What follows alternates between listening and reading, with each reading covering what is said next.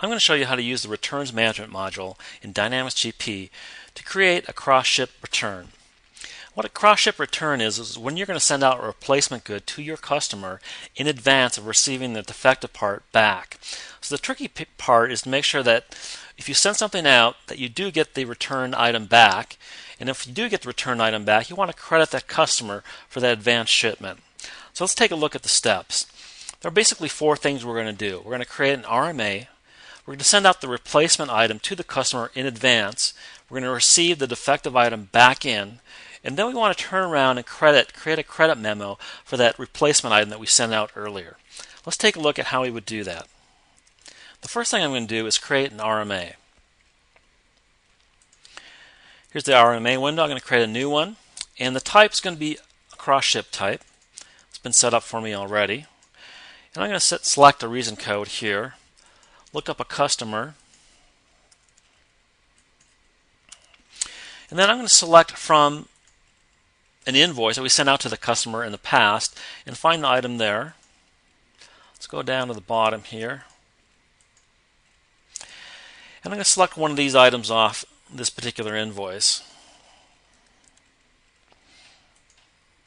And the customer is telling me that he's going to send this one back. That's the defective one. So I'm going to say OK. So that's the first step. We created an RMA. Now, let's take a look at the form view of this. And what we want to do is go down to this customer path, cross ship. And we're going to send out a replacement item before we get the return item back. So let's hit the cross ship. The system is automatically going to create an order to send that replacement item back out. So that's the second step. The next step is that sometime later, the customer is going to send us the defective item back. We want to replace that, or we want to return that into our system. So let's do that. We're going to receive that RMA, and we're going to post that and print a traveler. Let's do that. Let's take a look at that traveler.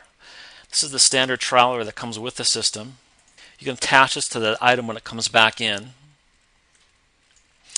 So now the item's been returned. It gets returned to the RMA, and we haven't disposed of it yet. So that's really the next step. Let's go into that RMA again.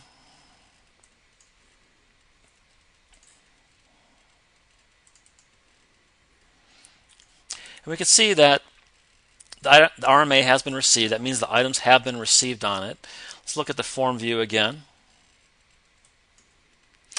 And the credit document has been created already. And again, this is the credit document that's going to be applied against that replacement item we sent out earlier. And then the next step is really, we've got that item in. What are we going to do with it? There's a couple possibilities. If you're using depot management, you can create a work order, refurb it, or you can return it to the vendor. But all I'm going to do is return it back to stock. Just hit return stock, and now I'm done with it. That order is done, the RMA is done, so the next step is to say ready close. I'm going to close out that RMA, and I am done. So the steps I took was I created an RMA, I sent out the replace item in advance, I received the return item from the customer, and then I turned around and I created a credit memo for that replacement item sent out earlier. And that's the steps to create a cross-ship return in returns management in Dynamics GP.